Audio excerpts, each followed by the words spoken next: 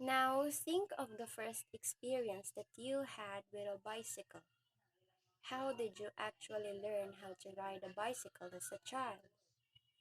I'm sure most of us did not undergo intensive tutorials or classes about how to ride a bicycle. We only need a little bit of help. But before that help, we knew sort of what to do with it. And why do we sort of knew what to do? It is because we have seen other people use it. So different learning theories came because psychologists are fascinated in how human beings learn. So good day. To dig deeper on the neo-behaviorism theory, I, Kimberly Madrona, am going to share with you the knowledge I got in regards with Albert Bandura's social learning theory.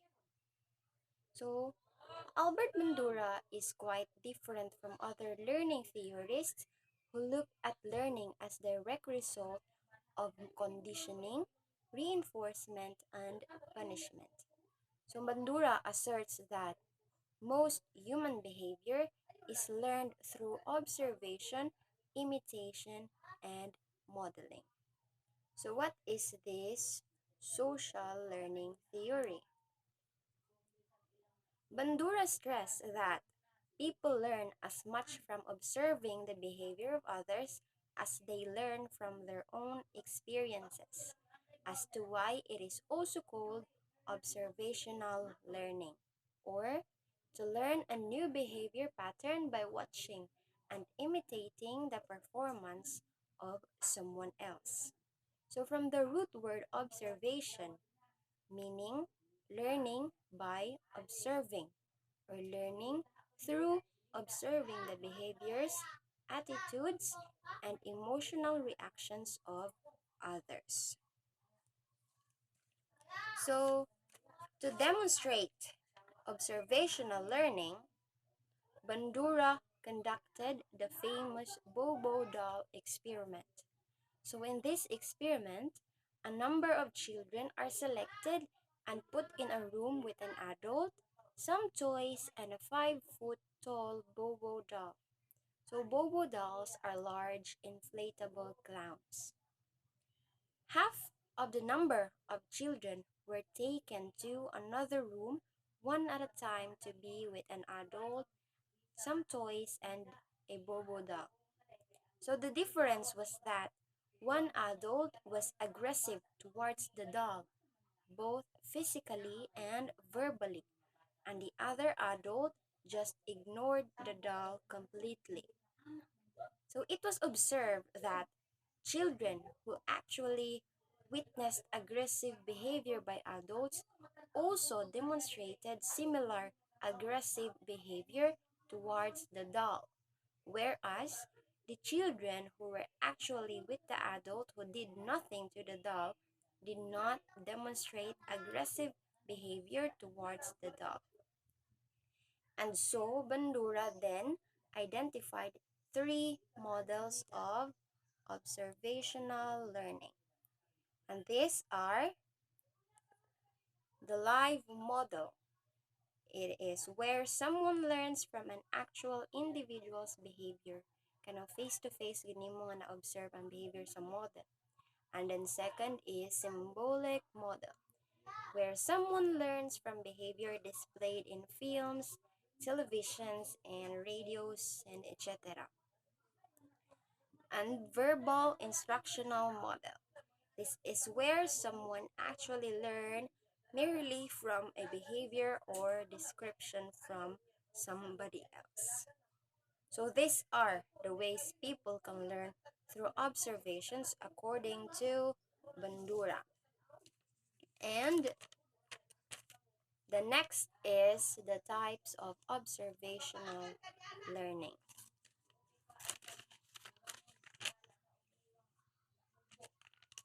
The first one is inhibition. This is to learn not to do something that we already know how to do because a model being observed refrains from behaving in that way or does something different from what is intended to be done. So for example, you are a child nga anad mo tubag-tubag sa imong parents. And then you have an older sister in which you have observed na dili siya musuko sa inyong parents. And by that, you have realized that your sister's attitude is the right thing to do, and that leads you to imitate her na dili na musuko sa inyong parents. That is inhibition. And the next one is disinhibition. This is to learn to exhibit a behavior that is usually disapproved of by most people because a model does the same without getting punished. So example is when you knew that stealing is bad, but because you have a friend na kaybaw ka nga mag-steal siya without getting caught and punished, that's why you also exhibit that behavior. That is inhibition. Disinhibition rather. And the last one is facilitation. This is to be prompted to do something that is not ordinarily done because of insufficient motivation.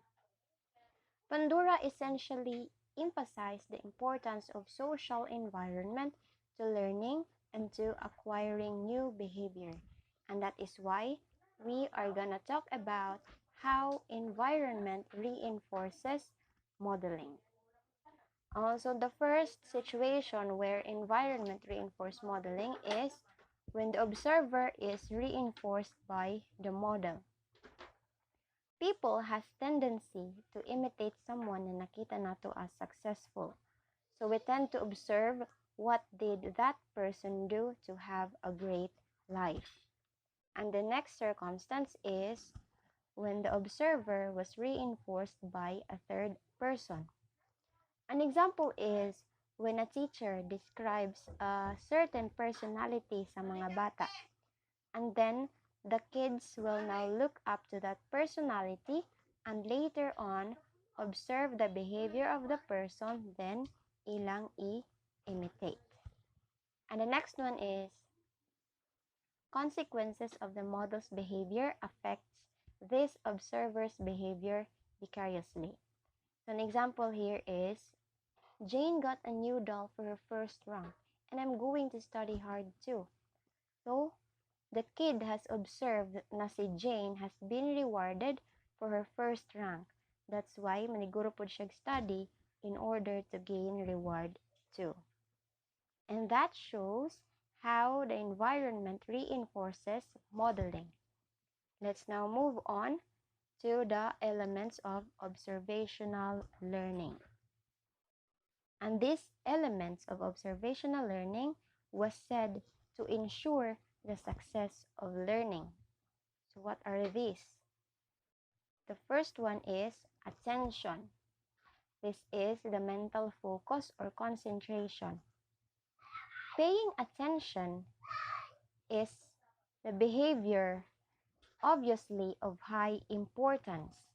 If the behavior being observed is relatable to us somehow, there is a high possibility that we are gonna pay attention. And it's also the willingness of a child to observe and mimic the behavior of a model. Next is retention. The observer must be able to retain the behavior of the model observed. There is no point of observing something if we will just forget about it. So in short, retention is the ability to store information or to encode the behavior in the memory or ang kakayahan nga maghinumdum. And the next one is production.